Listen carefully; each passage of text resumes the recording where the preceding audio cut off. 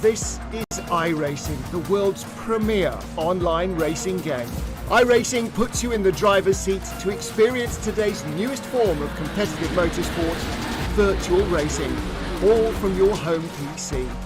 Race virtually in endorsed series from NASCAR, IndyCar, IMSA, the World of Outlaws, Aussie Supercars and more. Take on legendary circuits like Daytona, Silverstone and the Nürburgring. Join iRacing's global online racing community and get on track today at iRacing.com.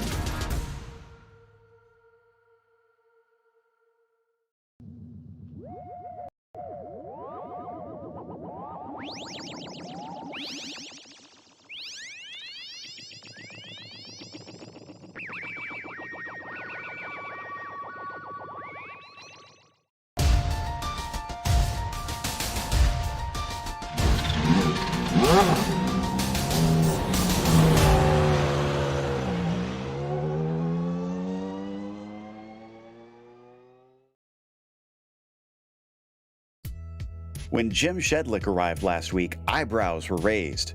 Immediately fast, the newcomer fought Courtniemi all the way to the last lap. Unfortunately for the current points leader, the two wound up tangling and the Finn could only limp home to second. Instead, Trangrade nabbed a surprise win and boosted himself in the standings. With a brand new track today, will it give the Norwegian another chance to close the gap? We'll find out soon as we get ready to watch Round 6 of the Lotus 49 Grand Prix Legends Series, and you'll see it all live here on the Global Sim Racing channel. Hi, I'm Joe Peak, and with me in the booth is Sam Ryman. Behind the scenes is our director, Zach Johnson, and he's using cameras provided by Dougie Beard. The Hungaroring didn't yet exist when the Lotus 49 raced, but that doesn't mean we can't have some fun here in the virtual world. Let's head to our track guide to learn a little bit more about it.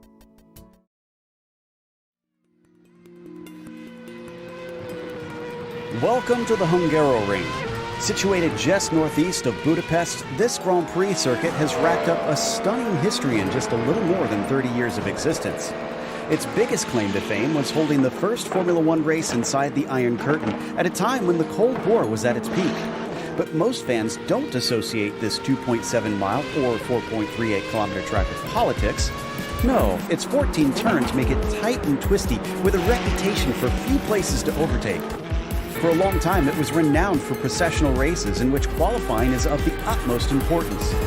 But the past couple decades have seen a litany of utterly wild and unpredictable races that greatly overshadow the single-file events of before. The majority of passing takes place into Turn 1, while some battles do carry on into Turn 2. But be careful about how greedy you get, because the steep drop in elevation makes it easy to go wide. Other than that, Turn 12 is often the only other realistic place to sneak by your opponent. Perhaps the scariest and trickiest of the corners is 4, which presents a blind and crooked entry into a high-speed flick. Though modern times have seen a paved runoff added to it to make it safer, that's considered out of bounds, and drivers will find themselves being told to give back time if they abuse the exit. Built with fans in mind, the track sits in a natural bowl, allowing great views from most sides of the venue. It's easy to see why it's become a fan favorite on the F1 calendar, and there's little doubt it'll continue to see lots of racing for years to come.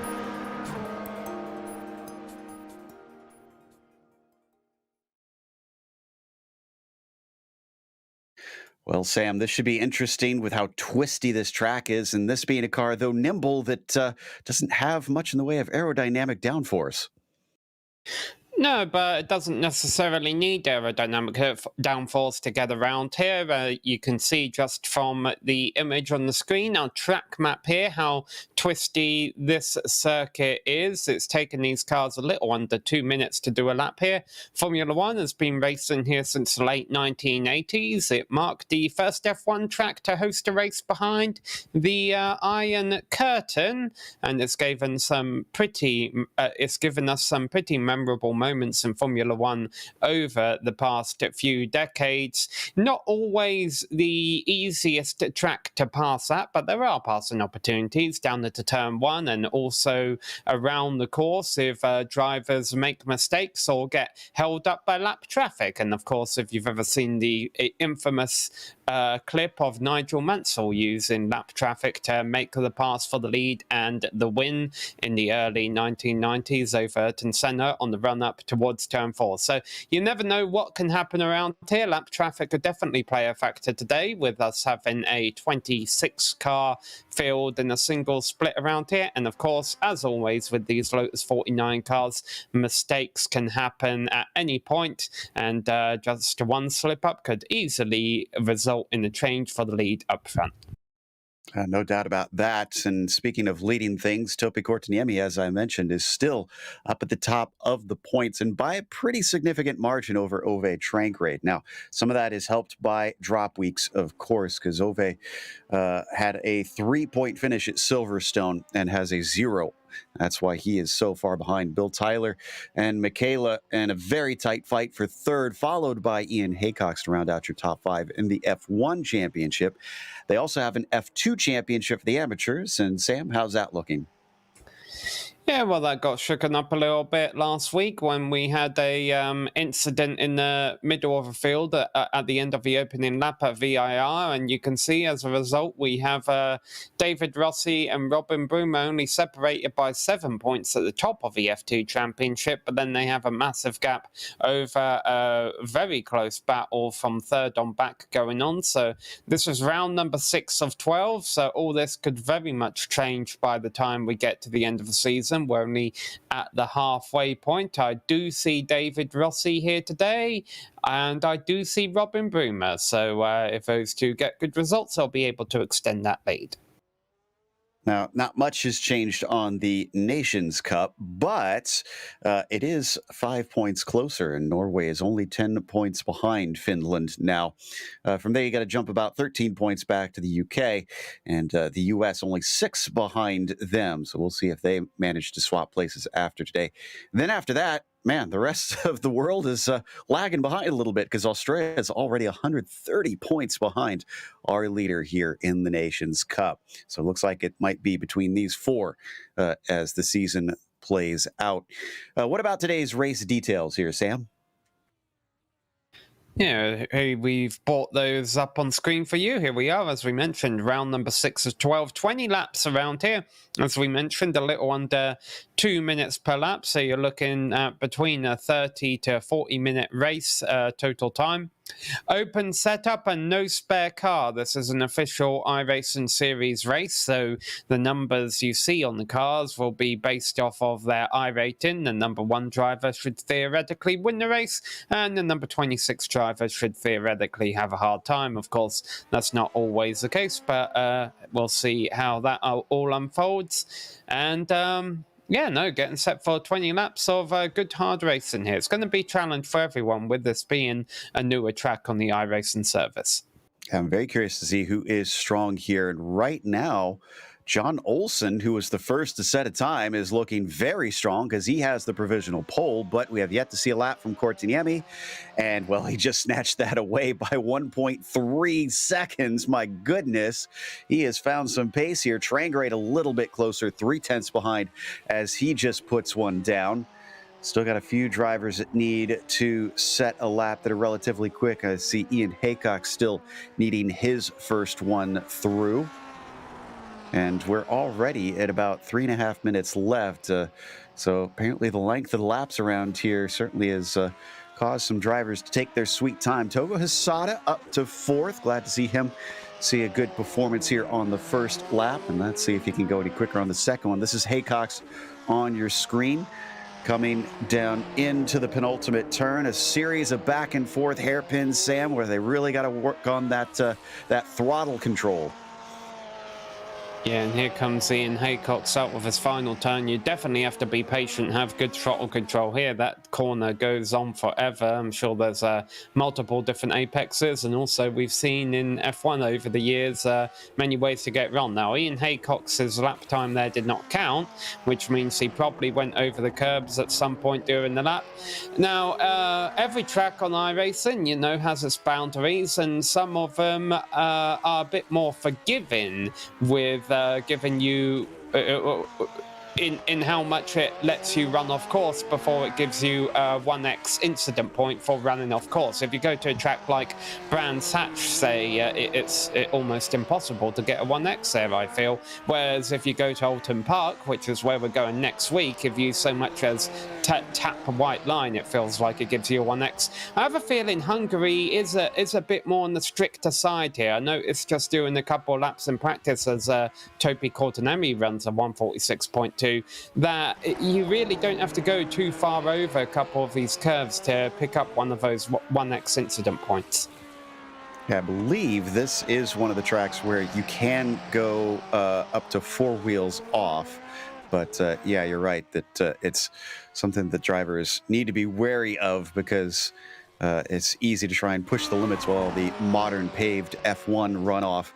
We're now watching Hisada, who goes up to second on the front row, disposing of Ove Trangarade. Only less than a tenth between them, too. So very tight there, as it's a bit of a stretch back to everybody else, about half a second down to fourth for John Olsen. But we're watching Ian Haycox, who I think is going to be one of the last ones to be able to set a time here today.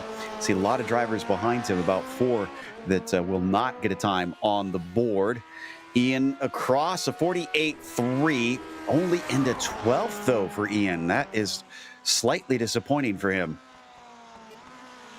Yes, as you mentioned, a lot of drivers finishing up their timed attempts. There's a few drivers still going around the course, and who can blame them?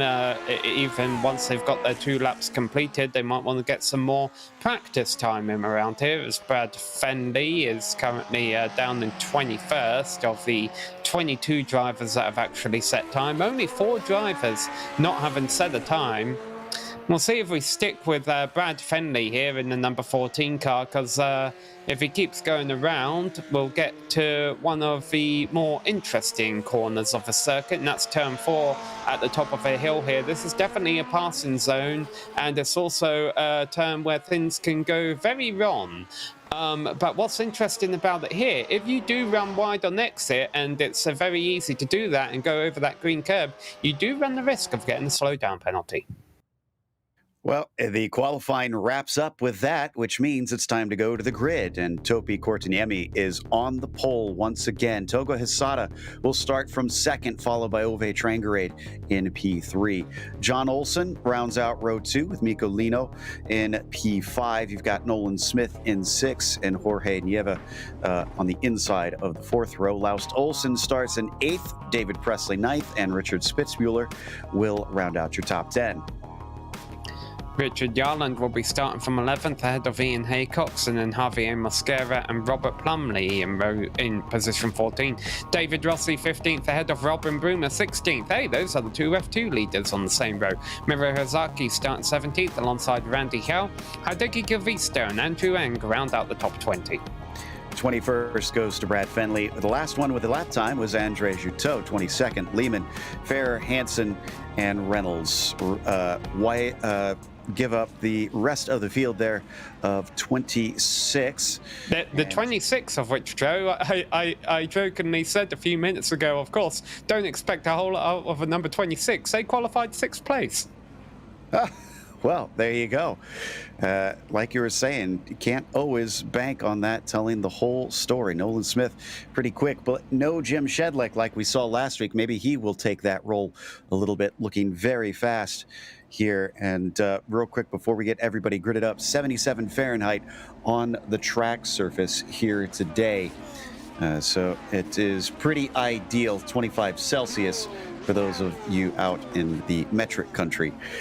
Looks like we just about have them all on the grid, so we should be going any moment now.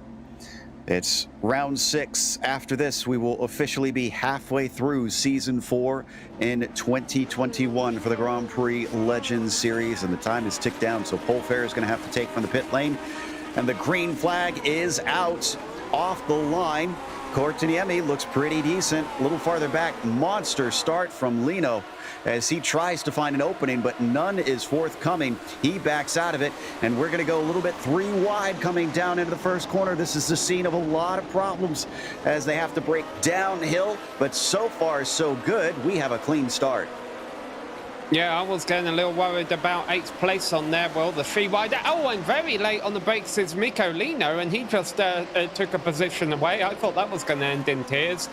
So already having a couple of movers. Last Olsen up from 8th to 6th.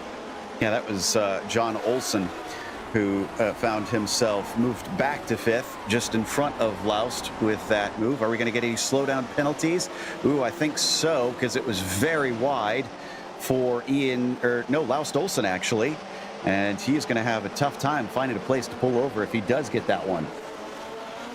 He was very slow through the apex of the previous corner, but I think he was able to give up some time without necessarily losing any position. So he might be all right here, although he makes a big mistake and is way off a racing line. This is going to be frustrating the cars behind him. Up at the front of the field, it's staying quite tight. Togo Hisada is not allowing Kortaniemi to get away with things. And we haven't witnessed Togo Hisada have a win in this series on the broadcast yet. So I wonder if today is his day. And looks like Andrew Ang had a problem. We'll check on that in a little bit, see if we can figure out what happened to the 19 car. Getting ready to complete lap 1. Your order for the podium: Kortaniemi, Hisada, and Trangrade. And Olsen seems to have dropped off as well. Yeah, well, that was a single car spin from Andrew Eng. I wonder if that's the similar thing to what we've had happen to Olsen here. As they come around to complete the first lap, though, I think all the cars are going to be able to make it around. Does look to be the case. Yeah, Robert Reynolds is going to bring up the last of them, and he will get through as we got one poking their nose down to the inside into the first corner. Things getting very tight here in the mid-pack. This is Plumley, Mascara, Rossi, Haraski, and Lehman all fighting for 13th to 20th. Yeah, so a lot of positions could be gained or lost throughout the middle of the field there. Some big movers. Ian Haycock's up from 12th to 9th on the opening lap. Robin Bruno competing well in that F2 championship, 16th to 2nd. One of the big droppers, of course, John Olsen started 4th down in 19th after his incident. Looks like he was able to keep going, though, and a self-spin for that one. So didn't quite have the slowdown that we saw from Laust Olsen. We come back to Hisada. Now he's dropping off a little bit. It's 8/10 between himself and Kortaniemi, and he's feeling the pressure. It's Trangrade behind. Yeah, so you mentioned Topi Kortaniemi has kind of had a little bit of a winning streak going on right now. This is definitely a track where skill is going to have pay dividends a bit more than luck, because you don't have many long straights where the rest of the competition can slipstream off of you. So if Toby is able to continue to build up a gap that the drivers behind may start fighting for second, then the win could very well go to the driver of that number 1 car, and things getting very interesting back in the middle of the field. Yeah, it really is. It's Noah's Ark back here. Mascara to the inside of Rossi. Rossi trying to square off that exit with a wide entry, and it doesn't pay dividends. There goes Mascara in front of him, and he might have some threats from behind. Spitzmuller and Haraski sizing him up. Haraski sending it very deep. Can he get it woed up in time behind him? Similar situation with John Olsen trying to come through. No incidents between them, but that looks scary. Yeah, no, there's been a lot of clean racing out here so far. Aggressive but clean, and there's a great battle going on for second as well. Ove Trantre has been trying for the last couple of turns, trying to get by Togo Hisada. Nothing's happened, but what it has done is allowed Mikko Lino to run them both down. So he's in 4th place, and I'm keeping an eye on Mikko because he made a very aggressive move at the start of a race to get 4th place. Honestly, I don't think it was intentional. I think he overshot his braking points and just happened to make the move stick, but we'll see how that goes. And the irony here is that for a long time, Ove Trangrade's livery of choice was that Honda livery, and now he's chasing it with Togo Hisada, actually hailing from Japan, repping the rising sun. Yeah, look at how much ground they have lost, Kortaniemi. The good news is, though, they've dropped Nieva back in 5th place. It's a whole 4 seconds to P5. Yeah, so they're all kind of running on their own in a little pack back there. Jorge Nieva, let's give a shout out to him as well. Uh-oh, who's that? That's Oh dear. Kortaniemi. just spun in the final corner, and the lead is going to go to Hisada, but will it switch around? Because look at Ove Trangrade, a great run. He knows that the pressure is on to try and steal a win, a second one in the row, and he's going to have to go around the outside of the first corner to do it. Can he find the grip to stick? He might just. The battle carries on down into turn 2, and he's got the inside. That's the desired line down into this corner. Or will we see Hisada fight the long way around? He's going to give it a shot. It still keeps going. Oh, but he gets a lot of wheel spin. Catches it, and he's way too shallow. Here goes second place as well as Leno goes through. Maybe even Cortinelli coming back. No, they're finally going to get in line with Trangrade, your new leader. Well, Ove Trangrade went third to first on the final lap at VIR. This time he did it on lap number 4. But here we go, Topi, as he mentioned, he didn't hit anything, and he had pulled out. Oh boy, he hasn't hit anything yet, but right now trying to make aggressive moves through the chicane, and I think, was there contact there? Not quite, I don't think. It still gave a scare to Topi, who had to back out of it. And he falls back to 4th. Oh, speaking of falling, Ian Haycox now, I see having some sort of problem in the chicane. Looks like a self-spin for him. He goes down to 18th after that. Yeah, not a great race for Ian Haycox. But yeah, I was trying to give Jorge Neva a shout-out right as Topi went around, because the number 21 car is still holding on in 5th place. And he's kind of leading the second pack. So what's interesting here, though, is that Topi have built out a 2.5-second lead in the opening 3 laps. So, of course, I'm not seeing the time next to Andrew Eng's name there. He might have had an off. Of course, he has the pace. He doesn't have any damage to his car, so he could still get up there. The problem is he's got to deal with all this traffic right now. And I think that's why he was trying to be a bit aggressive there on Hisada back at the chicane. He wants to make sure he gets 3rd place so that the top 2 don't pull away too far as this battle for 5th rages on. Looks like Nieva managed to get away from Olsen that time. I think we've got a chance to maybe look at the spin for Topi, since we only caught the tail of it, him recovering. Let's see. I'm guessing just either touched the grass or lost control. Just saw the end of it yet again. It's clearly coming into that final turn. So looking for Ang's spin there, or not Ang's spin, for Topi's spin here. And there we see he had already lost some time. Yeah, this is from earlier in the race. Yeah, unfortunately. Here we go. And that's the grass right there. Yeah, it's a tricky turn to get right. It goes on forever. So my guess is that he was just trying to make a turn as wide as he possibly could so he could get his ideal racing line, get his apex, and just misjudged it a little bit. Now, are we going to see what happened to Andrew Eng? Yeah, this was on the opening lap, and a couple cars there getting close to making contact. Yeah, Paul Fair was the red car that you saw just sneak by him in that. And there's Paul in the number 20. See how close this one is.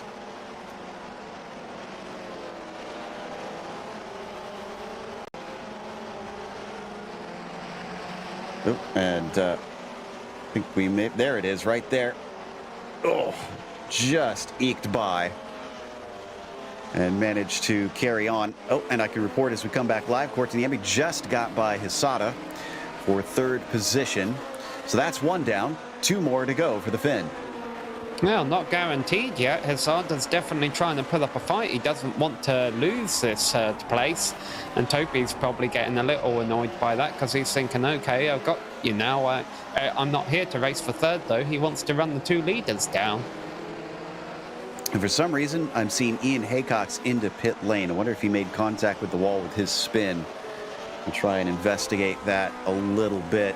Otherwise, we've only had Richard Spitzmuller also down pit lane. Oh, we got a contact. John Olsen has just gotten tagged in turn 5. He gets onto the grass and is able to avoid further contact, but this is going to cost him a few positions. He, of course, is trying to come back through the field after an incident earlier in the race. Yeah, this one coming together with Mosquera as we see the 9 car as well continuing on. This is the fight between himself and Lehman for 14th. They're sat in the mid-pack. Mosquera down 1 position. He started this thing in 13th on the grid and actually was at 12th at the start of this lap, so he must have lost a position recently. Presley's dropping down the order. David Presley in the number 6 car, been running solidly in the top 10. You can see him back on course there, but a few positions behind where he was. Yeah, we've not seen a whole lot of big wrecks and things like that. It just seems like a lot of drivers spinning today, which doesn't shock me too much with how twisty it is out here. Yeah, well, it's also a newer racetrack. A lot of people probably only bought this track this week, so, you know, just learning the danger points, basically. Indeed, as we see a little bit of an attack down into turn 2 there. Paraski and Presley there were close there behind David Rossi up to 11th, but he is behind Broomer currently by a couple positions, so he's going to have to hustle and try and pass his rival.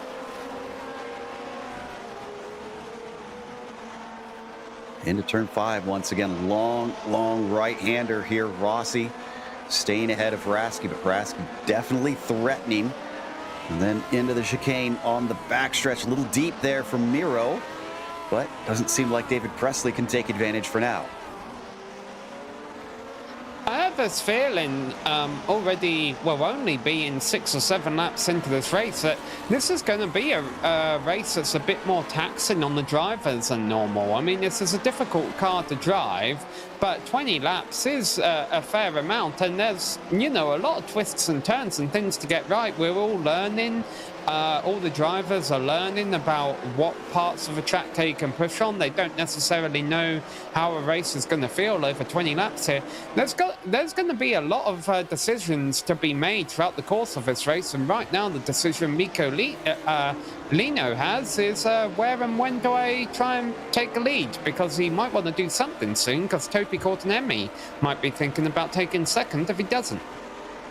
Yeah, Topi has been our winning Finn for at least 2 of the last 3 races, but Mikko would like to change that, move himself up to the top as they come out of turn 3 up towards 4. Heavy braking over that crest, blindly into turn 4, and all of them going to stay on the track.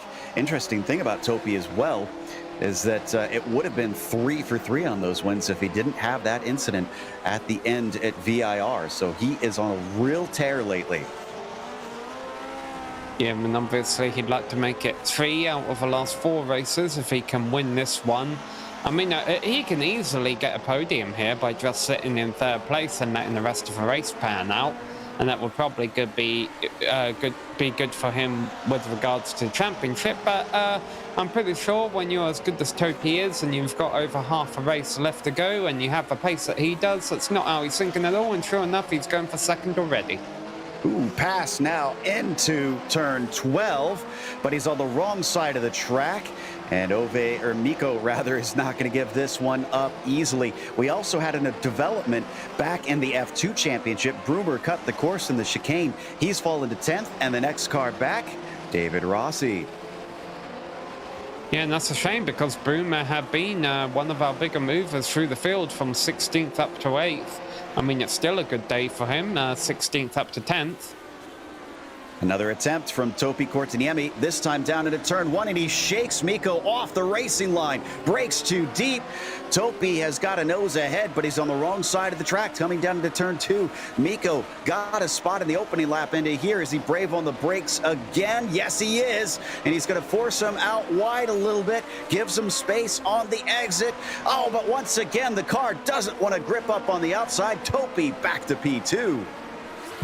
Yeah, it's a few times we've seen that out of Mikko today. He's obviously gotten a lot of pace. I'm not too familiar. Joe, maybe you've seen his name around here a bit more than I have, but I'm not too familiar with him in this car, how well experienced he is, and it does look like he's had a few little hiccups here today, and that one cost him a position. However, the good news is that these two haven't lost too much time to Ove Trantere.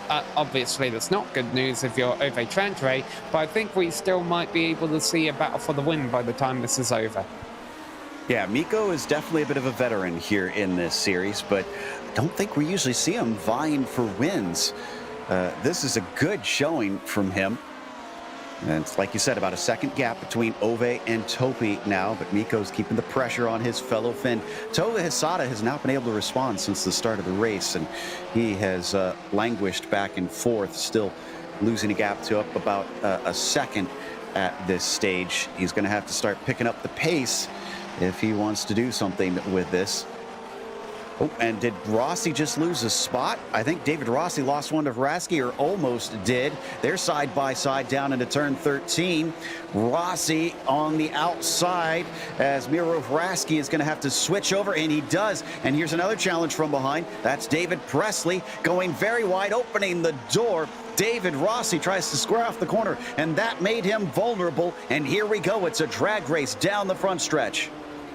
Yeah, and let's not forget David Presley is only back here because he had an issue of his own earlier in the race when he was running in top 10. So he's got a lot of pace and he wants to use it. Might be getting a bit frustrated watching these two cars that started behind him fighting in front. So there we go then. David Presley picks up one position from David Rossi, and now he can try and run down Miro. It was looking hopeful for Rossi for a bit on that F2 championship, but Brummer is back up to 10th ahead of Vraski, who was challenging him. So now there's two cars between them where there was none just a minute ago. Haven't missed anything up at the front with Ove now about 8/10 ahead of Cortinimi, so a slight gain from the Finn. In the meantime, things getting close between Brummer and Plumley, so Robin is trying to make up for that mistake a few laps ago through that very chicane and has already been picking them off. Yeah, it's nice to see the drivers in 8th and 9th running where they are right now, Richard Yarland and Robert Plumley, because I believe those are two drivers who have been involved in a couple of lap 1 incidents recently. We've had a few lap 1 pile-ups this season. I think they've got on the south end on 1 or 2 occasions. So it's nice to see them both up there running in the top 10 right now. Yeah, definitely some names we're not used to having some pretty decent days. A little bit of a challenge looking around the outside from Brummer, and he's going to break deep into the corner. Is he going to be able to set himself up? It looks like he's trying for the launch, and once again, it is a matter of who is quicker. And later on the brakes down into the first corner, it's a deep downhill plunge into here. So who dares? It looks like pretty good for Brummer on the inside. Brummer on the outside, rather. Plumley trying to fight him, but Brummer finds a little better traction the long way around, and he has the inside down into turn 2. Shallow entry, but I think the job is done. Yeah, but what I was reacting to, Joe, as all that was going on, Ove Trantere had the big moment in turn 1, and as a result, Topi Cortinemi is right on his gearbox as they go through the chicane. There it is on screen now. Wow, Topi has made quite the comeback after that spin, trying to make up for it. At least this time he has the chance to try and recover with it happening on the last lap last time at VIR. Really no chance to try and chase down Ove Trantere. Now he'll have his revenge on this one. He's showing his nose down into 12, but can't get overlap. Yeah, well, obviously we're going to stick here with the live action because of how close it is, but I'll tell you basically what happened is Ove's car, I think, started to step out a little bit as he entered turn 1 last lap around, and to make sure the car didn't spin, he had to lock it down, basically have tyre smoke coming from all 4 tyres. It was just a brief moment, but obviously a costly one because now Topi Cortinemi is right on his gearbox. As we mentioned, they come down the hill again. I wonder if Ove's going to be a little bit more cautious here to make sure he doesn't make the same mistake. Well, if he was, it was good enough to hold back Topi. Couldn't get his nose in. Definitely tried to show it a little bit there. Once again, just getting into the mirrors of the red number 2 machine. Down through turn 2. A lot of elevation drop here. all the way down through 3, plunging into the valley, and then you climb back up into 4, but it looks like Topi now dropping a hair down to 3/10. Yeah, but he's exactly where he wants to be. He's right behind Ove Trandre. He knows all he's got to do is wait for another mistake or get a good run out of a turn, and he might be able to challenge for this lead again. The other thing Topi's got to be happy about right now is the fact that he's been able to pull out a good gap on 3rd place. Yeah, Miko hasn't been able to respond, unfortunately, after being overtaken. About a 1.5 seconds to them, very wide there from Trangarade, pushing the track limits, but I think he was still within them. Coming out of 11, a little bit of a short shoot, but in terms of this track, a longer straight down into 12, braking hard there. He'll remain ahead. Yeah, while this is going on, I'm watching the battle for 19th. I know it's not a prestigious position, but it's quite intense, actually, between Randy Hugh and Brent Fenley. Randy holding on to it for now. They were wheel to wheel going through turn 4. And as they weave their way through, and Topi Cortiemi's at the fast lap, only to be beaten by Leno. But look at this. Oh, and Ferrer having to catch the car in a big way. Thankfully, it did not go around. Oh, but it did go around for Randy Huff, off the track at least, through the grass, and that'll give the spot to the 20 car. Huff settles for 19th. Yep, so drops him back to 20th place out of 22 cars still on the lead lap, by the way. We have had a couple cars go a lap down and a couple of drivers out of a race. Andre Triteau will be the next lap car that leaders will have to deal with, which of course could always shake things up a bit.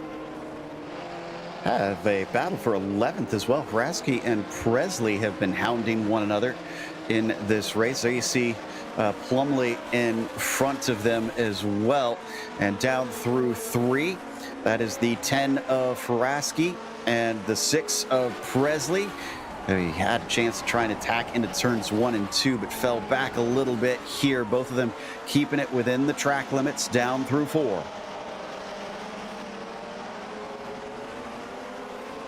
Up to the chicane on the backstretch. Amongst them, Presley gives a little bit more breathing room to Miro, Central Eastern Europe driver, able to focus forward for a brief moment. He's not too far behind Plumley and Brummer as well. And strangely, it seems like Rossi is just lacking a little bit of pace today. He's down to 13th since we last looked, and so now there's a whole lot more cars. No, excuse me, it's still 2 cars between them. I can count. So it's the same as it was before, but he's not challenging Presley at all. It seems like he's lacking pace. With the amount of braking and turning that's going on around here, Joe, I've got to imagine this probably isn't the easiest racetrack on tyres. I should imagine the cloud cover is helping a whole lot.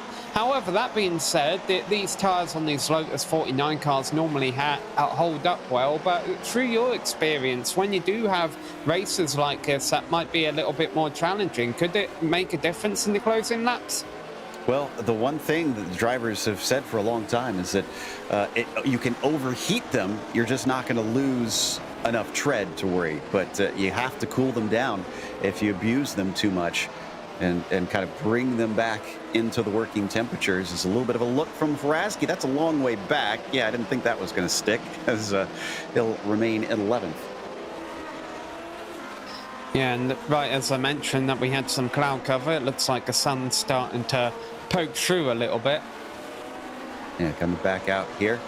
We've seen plenty of weather not cooperating at this track before. If we ever do get rain here on iRacing, I wonder if this will be a track that you see a lot of downfall. And as they come down into the chicane here on the back of the course, that is Rossi, who actually almost got to the inside of Presley at one point. So this is getting interesting. Rossi maybe listening to the broadcast and taking that as an instigation to pick it up. Yeah, well, it's about the time you want to be picking it up as we enter the closing 7 laps. And remember, it's not the easiest place to make a pass here. So if you do want to get in front of a guy ahead of you, you might want to start doing something about it. And this is Fendley. He's the driver we saw taking 19th not too long ago. He's lost it again. Oh, big wreck out of turn 4. We've seen this a lot from this turn. If we want to get a replay on this one, where drivers don't find those curbs very friendly, and they're going to spin him into the barrier on the left-hand side rather than the right. Here is another look at that single car incident. And it just goes around, almost like there's just not enough grip there. And he hit hard. Yeah, I think many people are familiar with the incident. Hold on, we got another one. Yeah, no, okay. I think many people are familiar with the incident that Philippe Massa had up in turn 4 in 2009, where he had a mechanical piece from one of the Braun GP cars hit his eye and basically was knocked unconscious and into the wall. If you want to see another more forgotten about moment that happened at turn 4 here, look up Ralph Furman rear wing. That was a very scary one indeed. The rear wing on his Jordan basically failed on the run up to turn 4, and that's the corner where you want a rear wing. And I'll tell you, one person who wanted the rear wing right now was Topi Kortenemi, because as he went through the left-hander right there, the car really stepped out, and that cost him a bit of time to transfer. He's been sticking with him, but you're right. It's extended from 3/10 up to 6/10.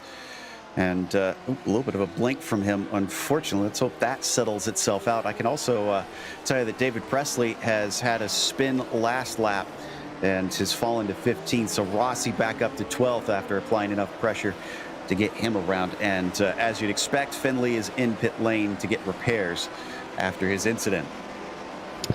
You mentioned Topi there blinking a little bit at the same time we saw him making mistakes. I have noticed he's been blinking a few times throughout the race, and I wonder if he's having one of those moments where on his end it's not him, of course, that's disappearing from the track, it's everyone else.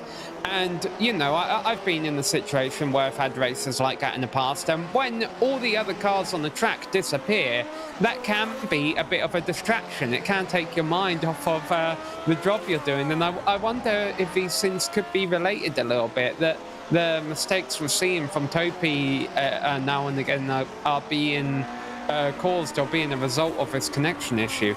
If that is the case, or if I'm just making drama where there isn't any, it doesn't seem to be an issue right now, because Topi's connection has been quite solid for this lap, and subsequently or coincidentally he has run down over Trantray again. Yeah, back to the 3/10 it was before.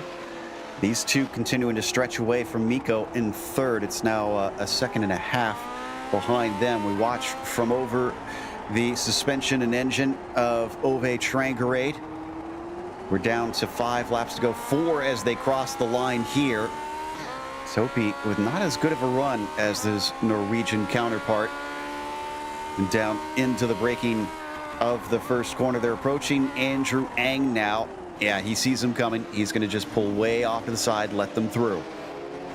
That should be the last lap car they have to deal with, and I must admit we haven't seen a lot of it today because it hasn't produced any battles of consequence really, but the lap traffic today hasn't always been the friendliest. And now granted, it's not exactly the easiest circuit to let the leaders by on, but that being said, that was nicely done by Andrew Wenger there, just getting out the way of the leaders. Yeah, another veteran of this series, and Ang knows to keep his head up, and saw them coming. Just didn't want to get involved with how tight it is between them.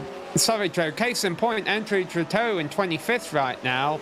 He's not in a hurry to get out the way for the battle for 5th and 6th, and those two actually got quite close together. Now he's gotten out of the way, but actually the lap traffic giveth and taketh away because they break up a little bit again. Yeah, and Olsen went way wide, so I suspect he's going to have to give some time back here, and the gap will extend significantly between himself and Jorge.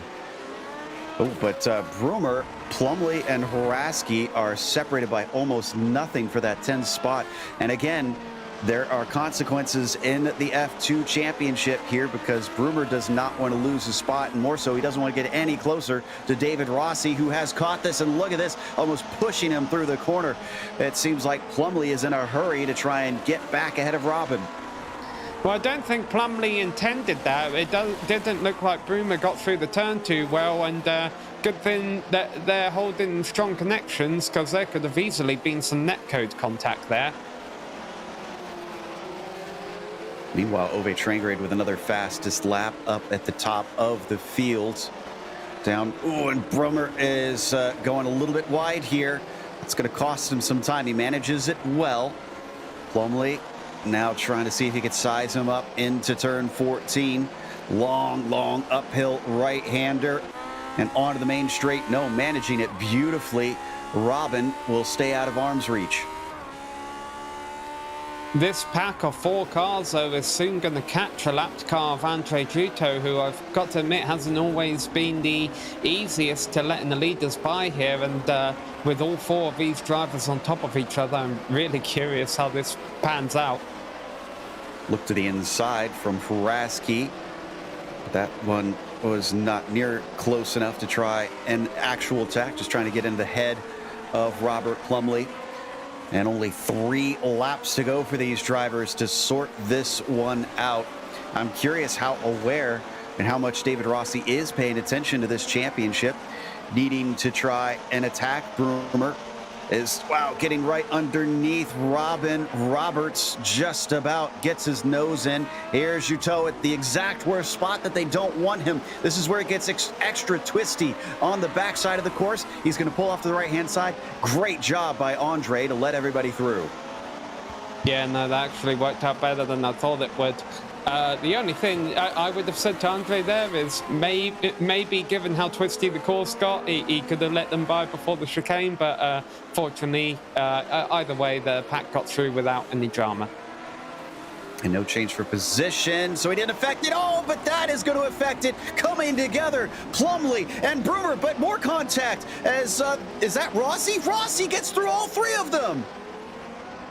And the battle between Lehman and Olsen got through it too. I was a little worried about that second pack coming through there, that they would get caught up, but they made it through. So, man, they were all over each other, and it finally was too much. Yeah, Haraski got tipped around because he was trying to slow up, and Rossi was too, but unfortunately, they all came together. Let's take another look at it. It's sad to see that it wound up that way, but Rossi's got to be grinning ear to ear.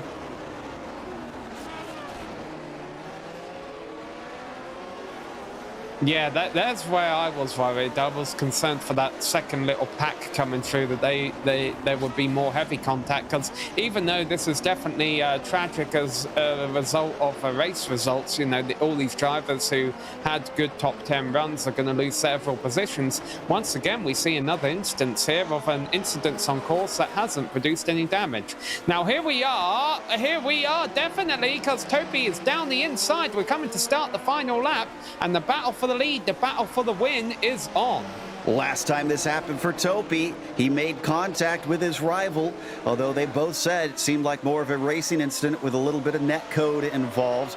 Will Ove be able to hold him off, and will they be able to keep it safe? We just saw a case where drivers came together down into turn 12, the last opportunity for a pass. Topi's close. He's within about a 10th and a half. He's looking for it down into the first corner. He's going to try and brake as deep as he can. Can he get to the inside? He does, but now he's got to try and make the apex. Round the outside, Ove Trangrade finds a little bit of grip, but he falls behind. Topi Korteniemi has a nose ahead, tries to cover up, but the car is back there once again. Trangrade inside of turn 2. The battle carries on the last lap of the race for the lead here in round 6. And out of turn 3, Topi might have it done. No, he gets pinched down. Trangrade back up to the front. For a brief moment there, I thought Topi had Ove cleared, but he was just a little bit too conservative. He let Trandre have that outside line, and he almost gets into the back of him going through turn 5 there. Boy, that's the second or third time they've almost came to blows, and of course, as these two battle, that allows the cars behind to close in as well. Now, through the chicane, any passing opportunity after this point is going to be a tricky one. It's going to be a desperate one. Topi's best passing opportunities are behind him now, but that doesn't mean all of his passing opportunities are. But that being said, Ove has pulled out a few car lengths. He gets a little bit too much of a curbo. That might have been a bit of a mistake. Topi's able to run him down as they come into the closing few corners. He's showing his nose. He's going to try it. He's going to see if he can sit it in. He's given space by Ove Trangrade right at the apex, but once again, cannot get the throttle down. What a defense from Ove Trangrade, looking for his second win in a row after it took him all season up to round 5 to finally notch one up. As long as he's good off the corner, this is number 2 for Ove Trangrade in the number 2 car. A win for the Norwegian here in Hungary. Oh, I had doubts about that, honestly. The way he exited the final turn looked like he made a bit of a mistake, but he turned it into a celebration. So well done, Ove. Commiserations, I suppose, to Topi. I think Topi's going to go back and watch that final lap and kick himself after his exit to turn 3, because I think he was clear for a brief moment. I think he might have pulled that move off. We're watching this battle come to the line. You've got a couple of cars side by side at the back. One driver you're not going to see in it is Robin Broomer. Robin had been having a good race all race long. He is out of a race. Oh, it is gone south for him in a big way after he led his rival Rossi for much of it, but Rossi getting to celebrate this 9th with another haul of points and extending his lead over his rival behind them. Last little battle we've got is Fair and Huff for 17th. Yeah, Huff's been involved in a couple of battles back here as number 20 of Fair runs quite wide. That's not going to help him, obviously. And that's the number 7 car, Ian Haycock's multiple laps down there now. And so I think Huff is going to take this. He is indeed another lap car getting out of the way of Huff. So let's head over to the break. We've got more show to come, including the driver interviews and the official results. So stick around.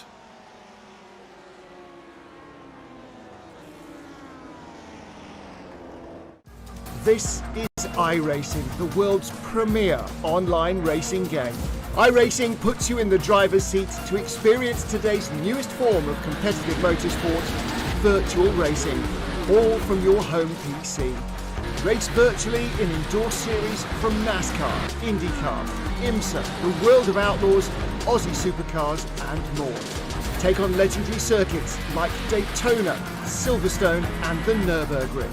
Join iRacing's global online racing community and get on track today at iRacing.com.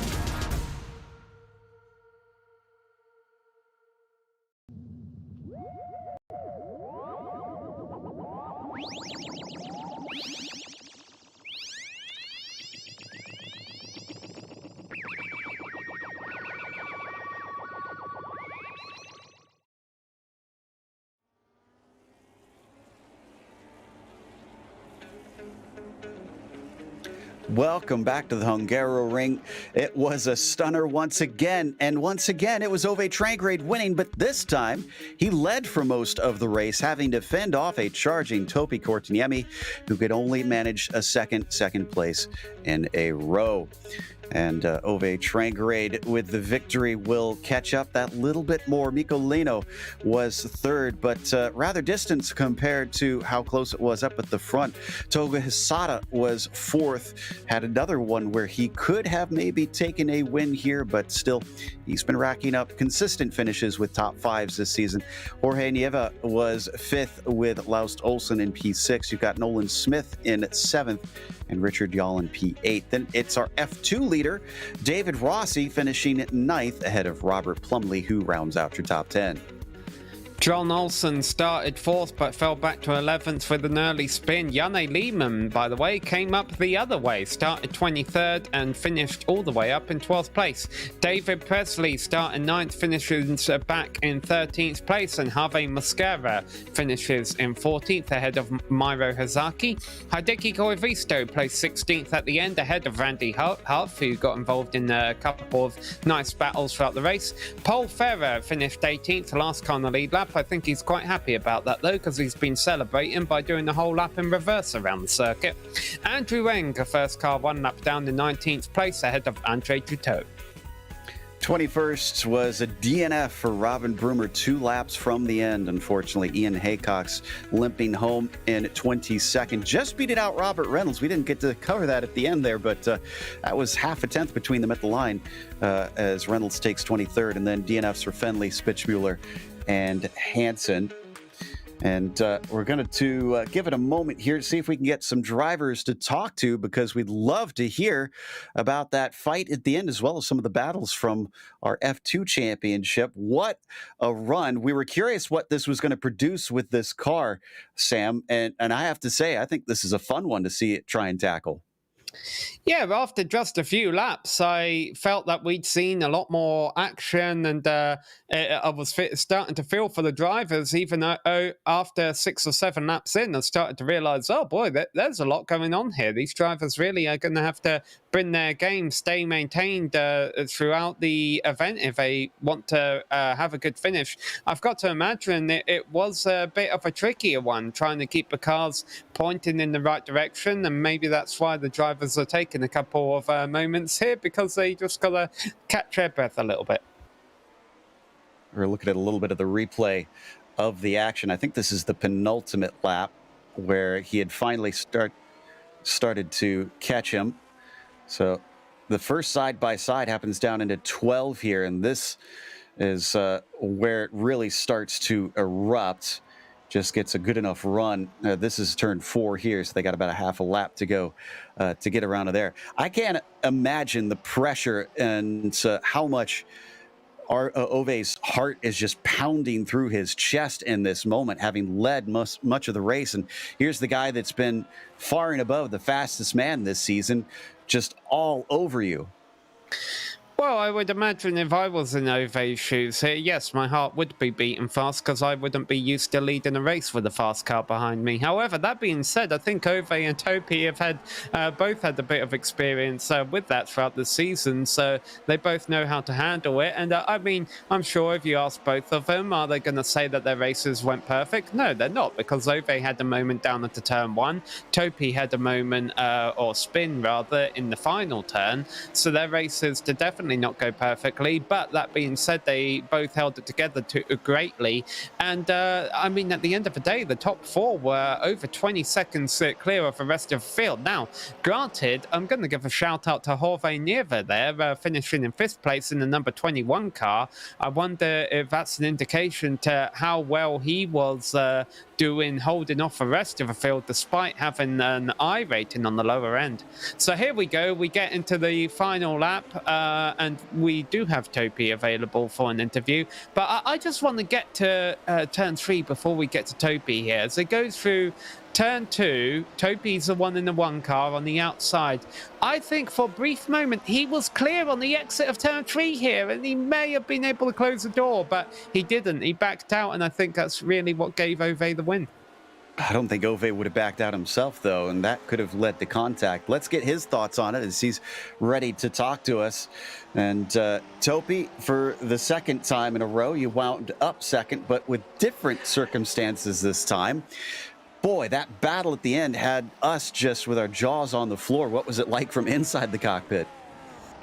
It was fun. What can I tell? Again, I'm so pissed at myself. I could have driven to the sunset, but instead made a mistake all by myself. But it was a good battle with Togo and Mikko and Uwe for the last few laps. I was kind of building it for the last 2 laps to make some move and really push the car and keep the tires cool until that. Ah, so interesting. We hadn't noticed that you had just kind of been biding your time there. Now, about turn 3 on the last lap, Sam seems to think that you could have shut the door, or you were a little bit ahead. I don't know if you've had a chance to look at the replay or have your own thoughts on it. Was there any stage where you would have done something different to try and seal that win? I could have been more aggressive in the T3 because the track limits are quite lenient there. So I could have kind of like pushed Uwe more to the outside, because you can have two wheels on the painted curb and there's no off track. So, but on the other hand, if you clip the apex there, it might unsettle the car. So I was kind of playing safe there, because I had the 13 incident points on last lap. So even a contact with Uwe would have given me a penalty. So I had to be extra careful. Oh, we weren't aware of that, and that changes it completely. Well, even still, you've lost 5 points, but it's not the end of the world, since you've built up such a lead up to this point. So congratulations on a podium at the least. Is there anybody you want to thank for this one? I had something in mind, but I completely forgot. So I don't know. I know you guys. I remember this. The double Scots, Ryan and Peter, and kind of missed them. But you guys get the job done as well. I like to watch the races afterwards. So thanks.